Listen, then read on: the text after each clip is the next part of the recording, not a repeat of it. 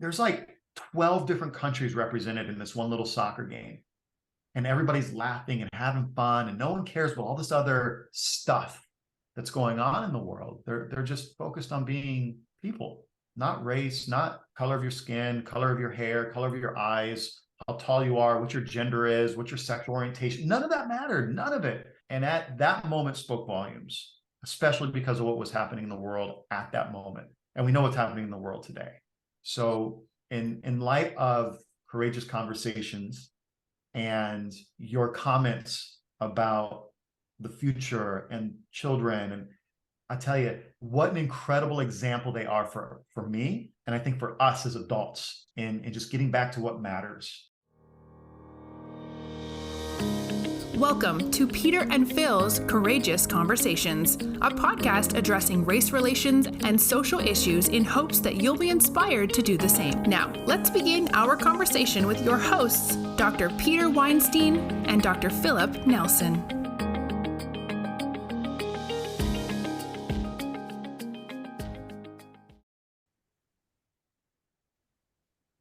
So we're back with Rob Best. Looking forward to continuing our conversation. We just talked a little bit about Rob's past. Now we're going to talk about something that is really hard to think about, but we're going to talk about the future. I'm looking forward to it. And thanks again, Phil. This will be a fun conversation. And thank you to Nationwide. Back to the conversation. Welcome back, Rob Best. I want to talk about your dad. Now, it's got to be no fun in life going around life with the last name of Best, because there is a huge level of expectation. And your dad lived up to that from everything you've said. Now, he grew up in the Northeast. Yes. Right? With a Haitian background, because he's probably just a little bit older, maybe the same age as Phil and I. Did he have any challenges being Black in the communities that he grew up? Did he tell you about some of the experiences that he had as... This is interesting, and it's a shame that he's not around anymore, because it wasn't until after he was gone that I began to really lean into these topics with intention. And so I don't know if he wasn't sure how to have the conversations with me, if he was perhaps trying to protect me, if perhaps he saw or knew of the obvious advantages I had visually. Tall, white male. I have every advantage available to me in America with those three things beginning. They're all assumptions. I don't know. He did not share a whole lot with me in direct conversation. We had some shared experiences together that later I was able to process and have a better understanding of what occurred. And then there was some comments he would make to me beginning in my teenage years that then later in life made more sense. You know, there were some experiences I was having in high school that weren't necessarily targeted toward me or anything. It was like more like I was observing experiences that were occurring. And you know, we had a school that was at one point divided. You know, I was in high school in the early 90s. You had a couple groups over here that were in gangs. You had a couple groups over here that were just keeping to their own race. You had a couple groups here that were keeping to whatever it was they identified with. And me, the person who didn't necessarily feel comfortable or related to others, I was just kind of the butterfly. I wasn't a social butterfly, but I was just, you know, I was friendly with everybody and didn't have a clique, didn't have a group. And then I would see how others would treat others. And at some point, there was something with the school administration. I don't remember the detail, but I remember there was something with the school administration that made me very uncomfortable on how they treated one particular group and not another. And it wasn't like the Black kids versus the white kids, or no, there was just, they treated one group in a different way, and it didn't make sense to me. And I remember asking him about, and his response was, there's nothing you're going to be able to do about it. And he's someone who's not a person that had ever given me this sense of uncertainty or being deflated or defeated. We can, we will, that Buffalo Soldier mantra, that was my view of him, had always been and still is. That was the first moment that I can remember, the earliest moment I can remember where he had commented in a way where we didn't get into a conversation, yet he was referencing his history. So when we fast forward, now that I'm in college, maybe even just after college, I start recognizing experiences. We walk into a bank and nobody approaches him. That one actually did become a conversation. He said he started for his own entertainment. He would walk in with street clothes one day and get zero attention. He'd walk into the same bank the next day and wear a suit, and people would at least greet him. This is while I was in college. We were walking down the street. This happened a few times. The first time was while I was in college, and you start hearing car doors lock. And he called out and said, "Did you hear that?" You know, and you look back and you see who's in the car, and there's a 6'5" black man at night walking by. You lock your car door, right? The one that stood out most to me was being pulled over by the police without a moving violation. My father driving, I'm in the passenger seat, and having the police officer ask me if I'm okay. And in that moment, I didn't think like, yeah, I'm okay. Why? Right? So yeah, there's these moments where we had experiences, or I had experiences. It wasn't until later that I was able to reflect with a little more understanding. And part of that disappointment when I start leaning into some of my family history includes, gosh, if I had had some of these conversations with him, you know, I don't know his reasons for not initiating them with me, or maybe he did and I didn't understand what he was doing and he didn't want to make me uncomfortable. I don't know. It's all assumptions. I do believe his intentions, wherever we were going in our relationship and the conversations, I believe his intentions were positive, but there's a gap there for me. So now I have some other family members that I'm leaning into to help me learn a little more. One of the first conversations I had with Phil, he talked to me about the talk, and it wasn't the birds and the bees. Mm-hmm. Did you get the talk from your dad? I didn't. No, that came from, similar to some of the birds and bees conversations that some families experience. That came from my friend group. Do you have any siblings?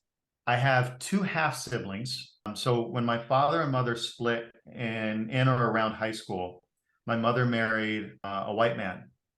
They had two children, and then they divorced. So then after, my father and my mother reconnected, rekindled, and married. So my half brother and half sister are much older than I. My half sister is 11 years older, I believe. My half brother is 12, 13 years older. He stayed with his father. I don't know him. I don't have a relationship with him. I've never had a relationship with him. My sister stayed with my mother, so we grew up together. Otherwise, I'm the only product of my mother and father. I wonder if your father thought you had certain advantages he didn't have to worry about.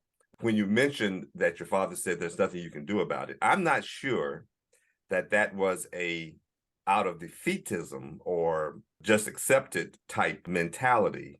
Again, one of the tragedies of bias and racism, structural bias and racism, is that it creates certain demands on us as members of that society that confounds psychological development. When you're going to high school, you're developing psychologically.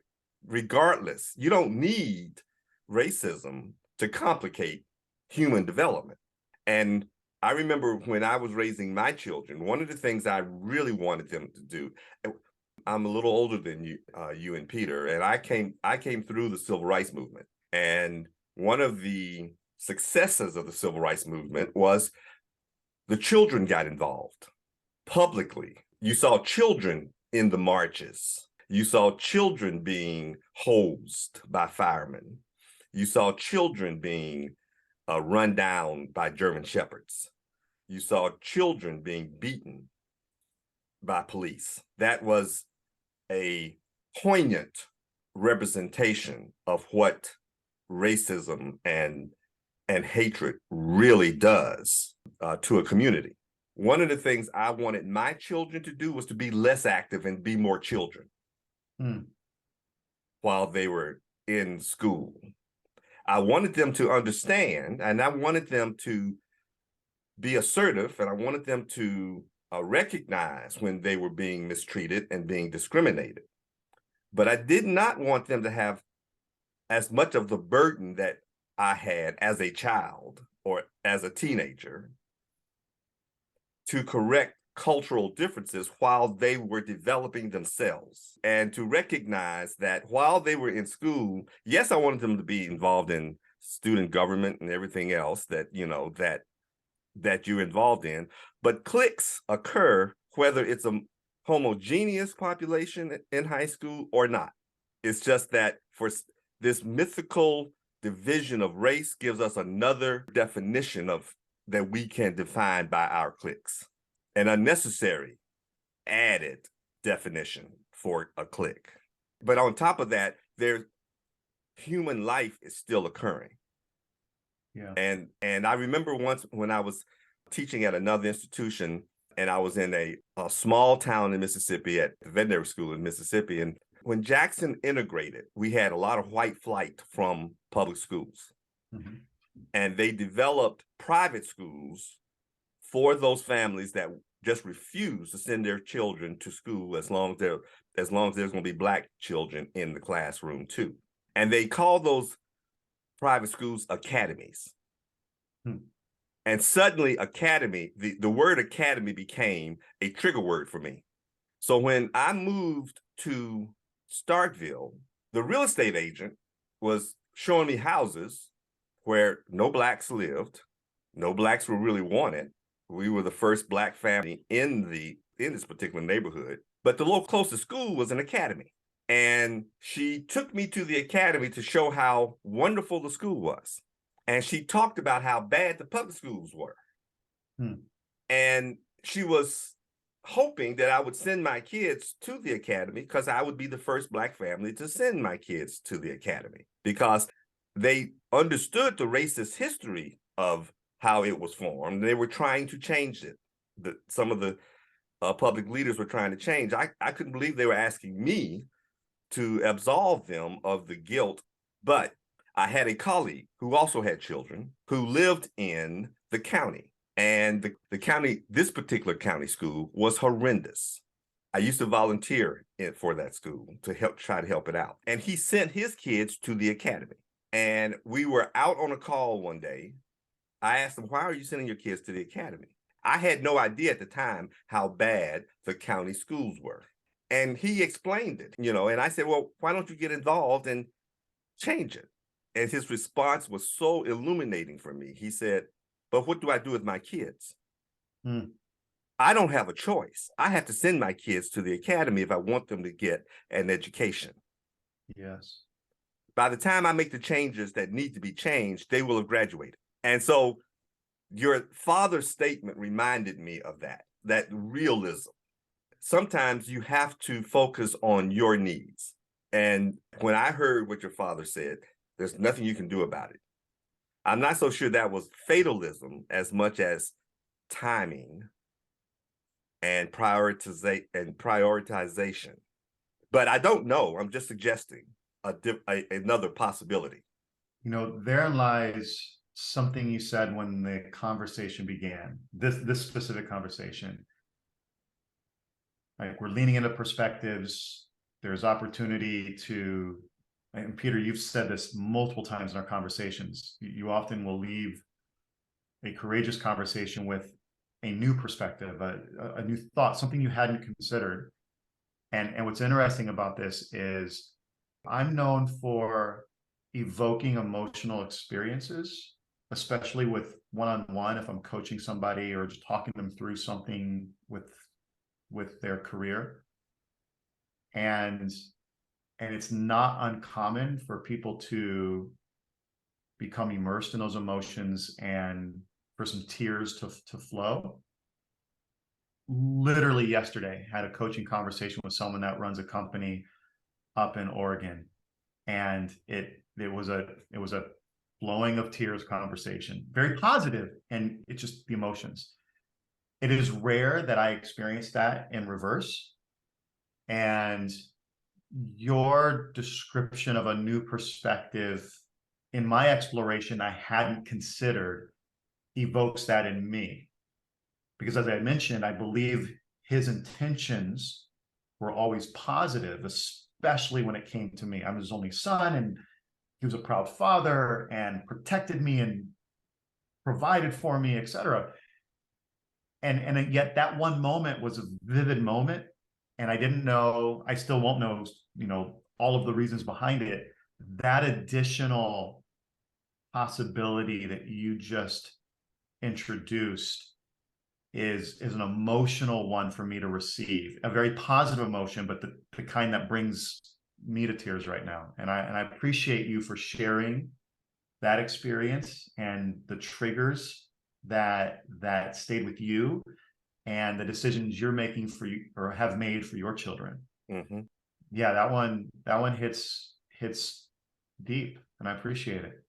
When we think about affirmative action and civil rights and racism and bias and the academic aspect of all of that, we forget that this is all about the children.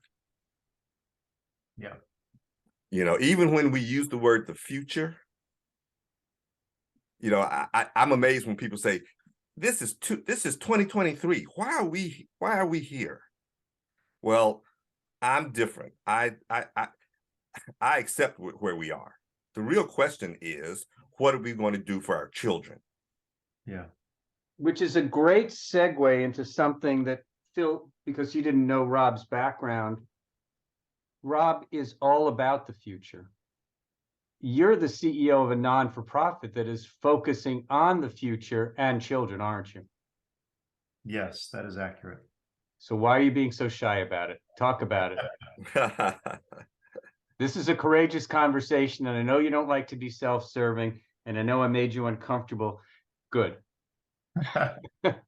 Genuinely, I appreciate you opening the door for this part of the conversation, because it's any opportunity to provide a brighter light on any organization that's supporting youth is valid and worthy and necessary.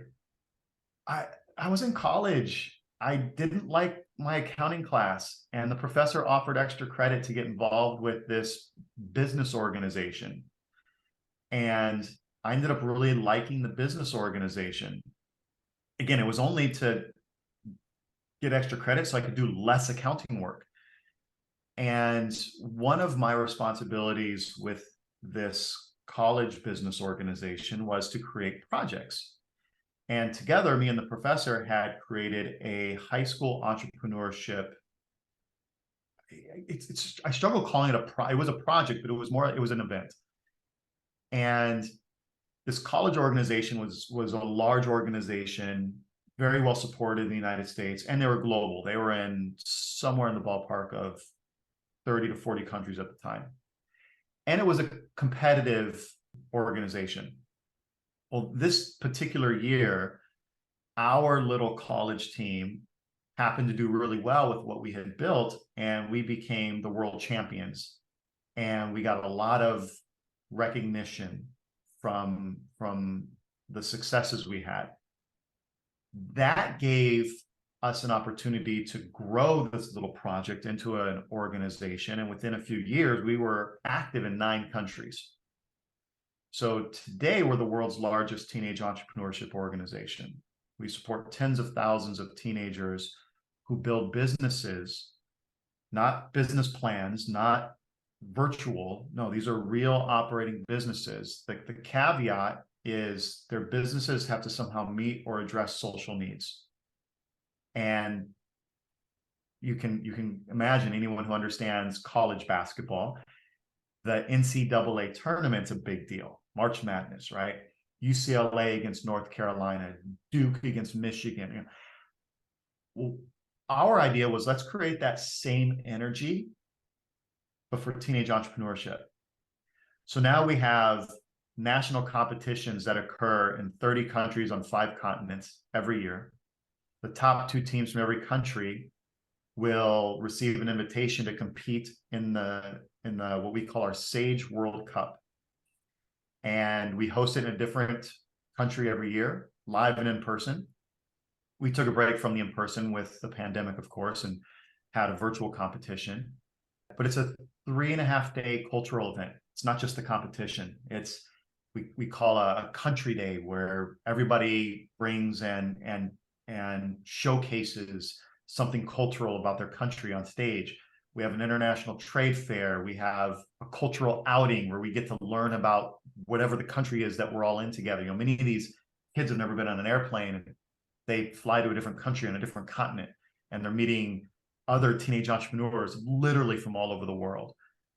And then we complete the experience with a competition. And instead of North Carolina against Michigan or UCLA against Duke, it's China against Brazil, UCLA against Nigeria, South Africa against Ireland.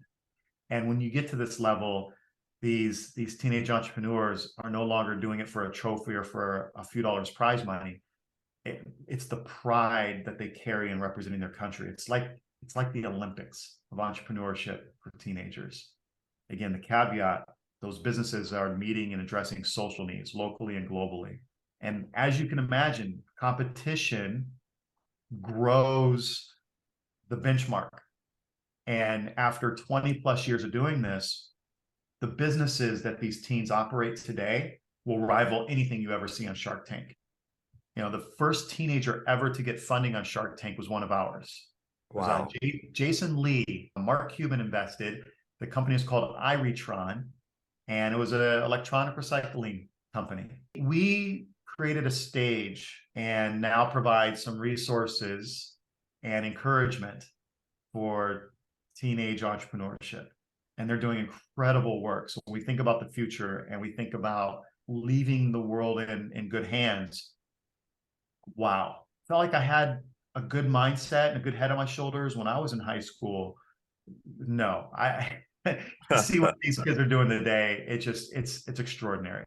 I applaud you for the work that you're doing in this area. What you didn't state was how much effort it takes for you to manage something like this, particularly a global enterprise like this. While you were talking, I was sitting there just thinking about the different chapters that you have oversight for. Is this an annual competition?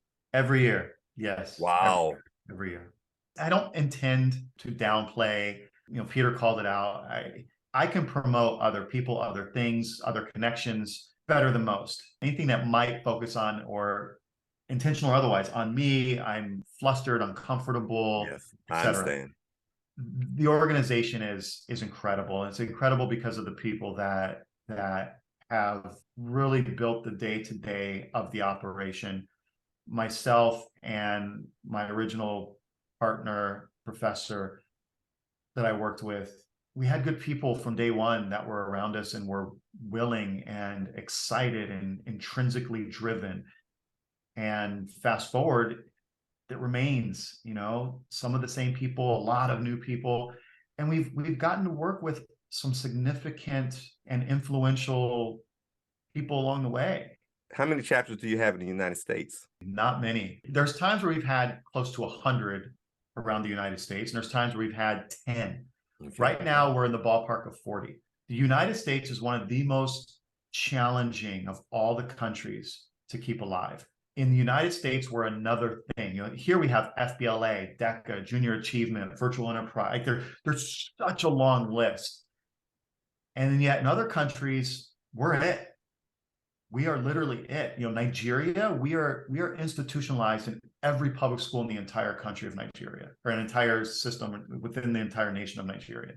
Direct support from the president of the country.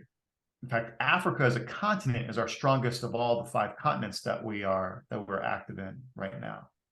Australia and Antarctica are the 2 continents that we're not active in. Antarctica is obvious. Africa is our strongest continent, mostly because entrepreneurship is more of a necessity. Yes. Uganda. It's a way of life. It is literally a way. How am I going to put food on the plate tonight? Right. Interesting. Uganda is the most entrepreneurial country in the world. More new businesses start in Uganda than any country anywhere on the planet. Also, more businesses fail in Uganda than any country on the planet. And I went and met with the Minister of Education, and it was televised, and it was a big deal. And something like our organization, of which they have others, a support system for those necessities. How do we build in a curriculum and provide some coaching and give them a stage for competition to celebrate the successes and grow that benchmark. So it's a big undertaking, and there's incredible people along the way that have helped support us. Everyone from Kobe Bryant to Indaba Mandela, Nelson Mandela's grandson, who's a global ambassador for us. And we're one of many, of course. I appreciate, and I know your organization appreciates the recognition of the good people that are there, and et cetera. I just want to point out your particular leadership of that. But I also want to ask you, for the sake of our listeners, if they're interested in this organization, where do they go? How do they contact you? What can they do? Sure. Go to sageglobal.org, SAGE Global. SAG, SAGE is Students for the Advancement of Global Entrepreneurship. SageGlobal.org is where you can find information, including my direct contact. By the way, Rob, when they do go look at your picture on Sage Global's website, you look like you're about 23. Yes, I have great DNA. No, so within the last couple of months, we just took down our site and are building a new everything. We're rebranding. We're doing a whole bunch of really, really cool things. And the site that you'll see right now is our placeholder while we're building the visual dynamics and all the fun stuff. When we relaunch the new and grades, et cetera, we'll have a more updated headshot for myself and the other officers.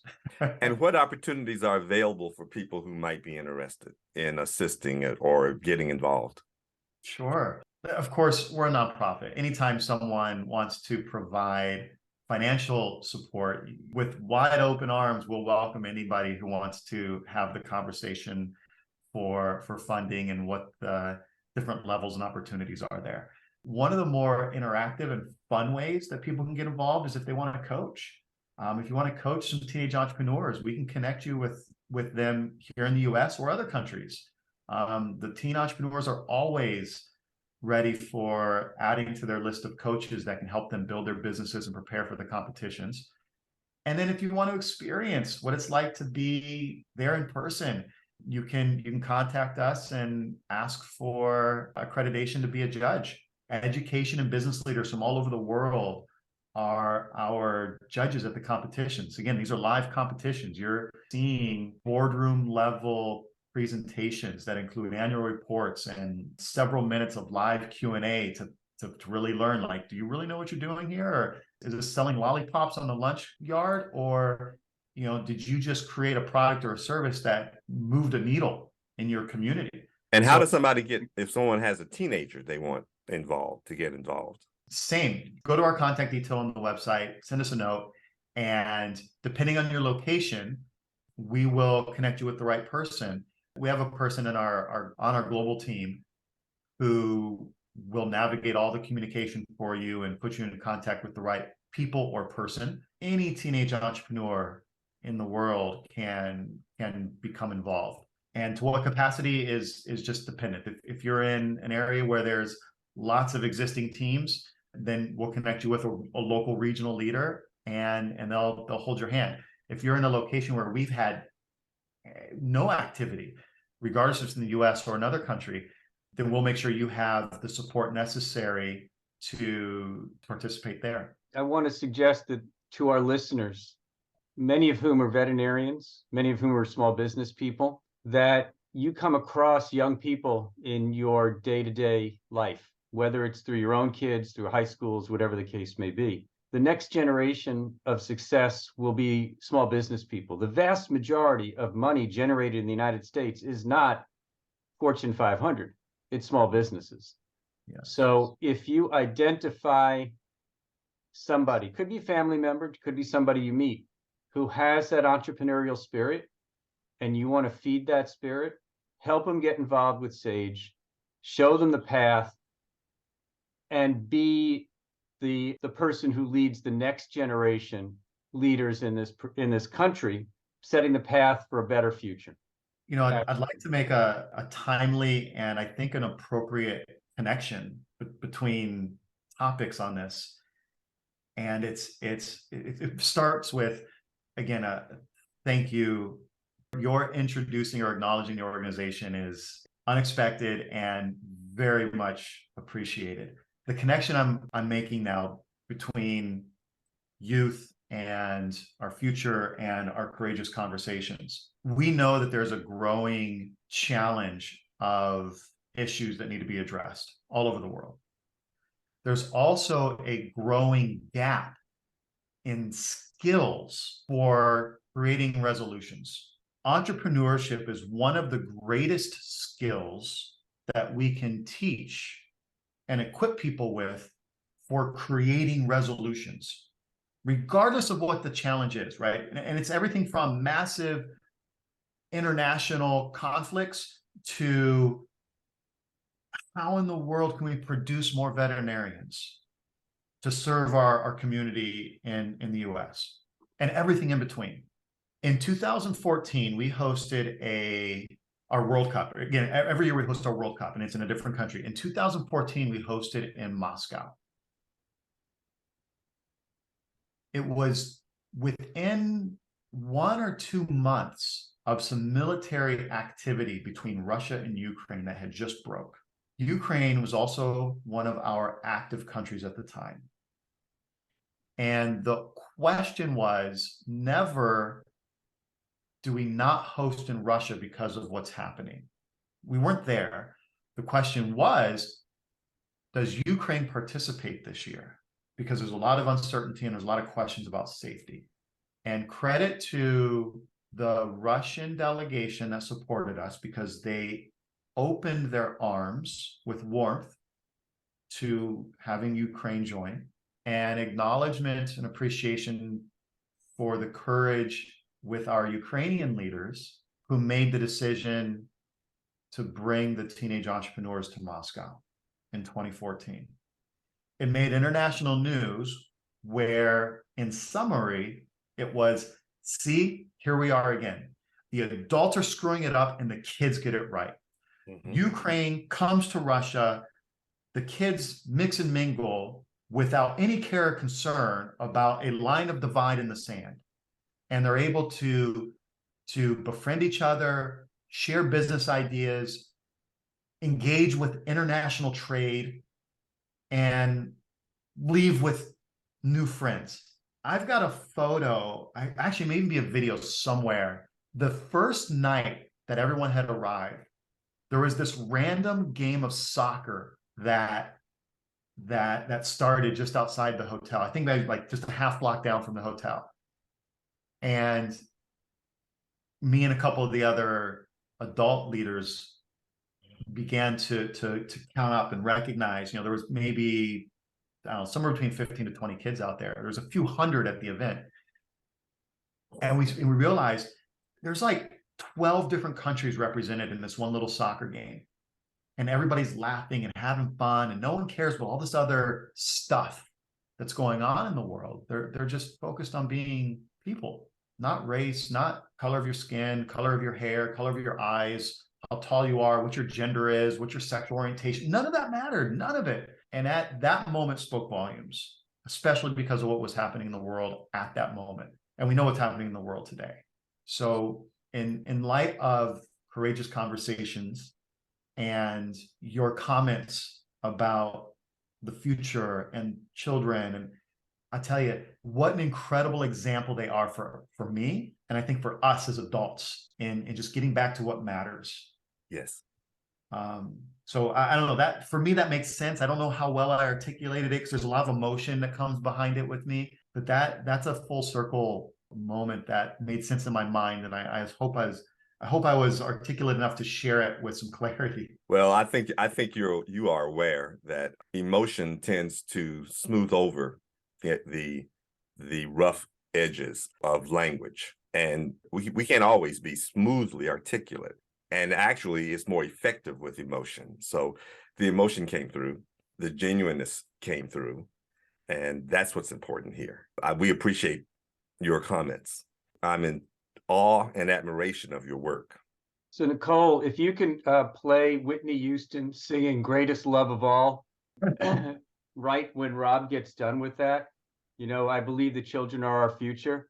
I think that would be wonderful. I don't know what it would cost us to play that on a podcast, but $5,000 per second. Scratch that idea. Okay, Phil, you're the one with the singing voice. I don't know about Rob's singing voice, but if you could just take the first five lines. I believe the children are the future. Treat them well and let them lead the way. I mean, the voice and even just nailing the lyrics. Congrats. Okay, let's take a quick break and thank Rob and for his insights and his candor. And thank Nationwide, thank Rob, thank Phil, thank Whitney Houston. We hope you'll pick up our podcast next week as we continue our conversation with Rob Best.